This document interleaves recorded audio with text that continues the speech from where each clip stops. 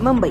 देश भर के विभिन्न राज्यों में लोकसभा चुनाव की आचार संहिता लागू होते ही विभिन्न राजनीतिक पार्टियां चुनावी मैदान में उतरने की तैयारियों में जुट गई हैं। इतना ही नहीं, राज्य के विभिन्न जिलों से अपने उम्मीदवारों की सूची जारी कर रहे हैं। ऐसी ही बालीराज सेना नामक राजनीतिक पार्टी व कुंभी एनी कारण समिति महाराष्ट्र राज्य की ओर से आज मुंबई प्रेस क्लब में पत्रकार परिषद का आयोजन किया गया, जिसमें आगामी लोकसभा चुनाव को देखते हुए पक्ष प्रमुख अशोक केशव बालम ने विभिन्न जिलों से पार्टी के 11 उम्मीदवारों को उतारने की घोषणा की है। वहीं कोंकण की सभी लोकसभा सीटों में उम्मीदवार उतारे गए हैं, जिसमें प्रमुख रूप से इस प्रकार हैं: रत्नागिरी, सिंधुदुर्ग, रायगढ़, मवाल, भिवंडी, पालघर, कल्याण, उत्तर पश्चिम मुंबई, ईशान्य मुंबई, संगली, नासिक, नागपुर हैं। वहीं बालीराज सेना पार्टी ने 5 जगह से अपने उम्मीदवारों की नामों की घोषणा कर दी है।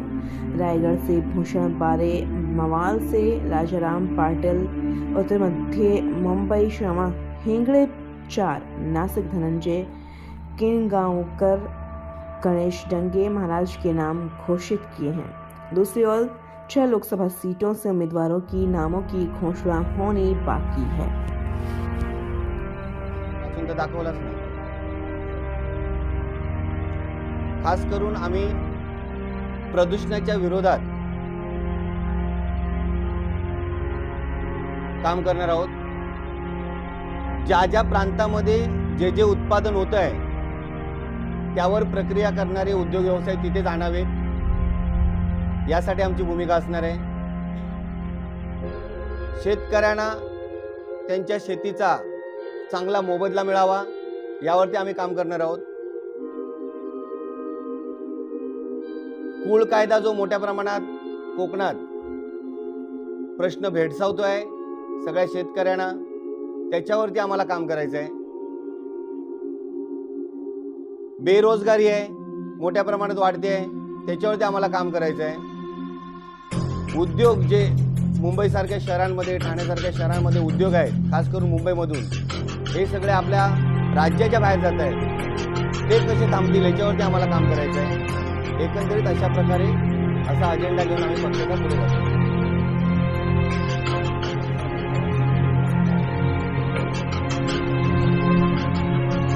नाही, आज आम्ही तुम्हाला सांगितल्याप्रमाणे आज आम्ही नारळ फोडलेला आहे। आम्ही कुठल्या पक्षाबरोबर युती करावी किंवा कुठल्या पक्षाबरोबर जावं हे आम्ही विचारही केलेला नाही। आम्हाला स्वतंत्रपणे जायचं आहे लोकांमध्ये, आमची भूमिका लोकांपर्यंत पोहोचवायची आहे, घरोघरी पोहोचवायची आहे, आणि त्यासाठी आम्ही कुठल्याही कोणाबरोबर जाणं किंवा कोणाबरोबर आमच्या हे करणं, युती करणं आमचा विषयच नाही आहे। आम्हाला स्वतंत्रपणे लढायचं आहे, एवढं आम्हाला आज माहिती आहे।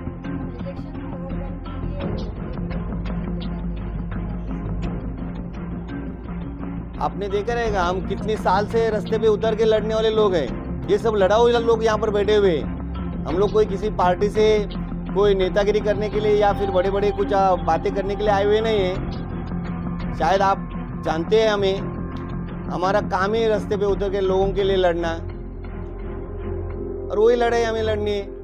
वो रास्ते पे लड़ते थे, अगर चांस मिला, आप लोगों ने चांस दिया, तो हम लोग जाके विधानसभा, लोकसभा में जाके लड़ेंगे।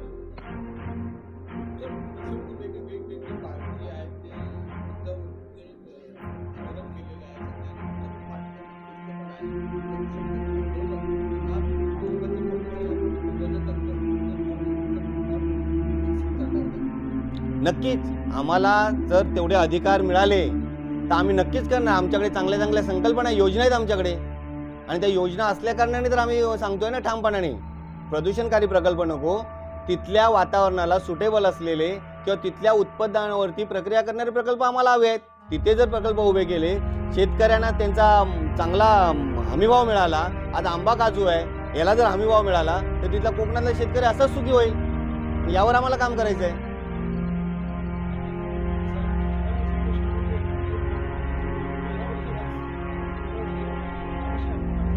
आम्ही गोवा महामार्गावरती, मुंबई गोवा जो महामार्ग आहे याच्यावरती आम्ही सतत आवाज उचलतोय। 13 वर्षामध्ये 472 ॲक्सिडेंट होऊन लोक मेली आहेत। कुठल्याही सरकारला त्याचं सुख दुःख नाहीये।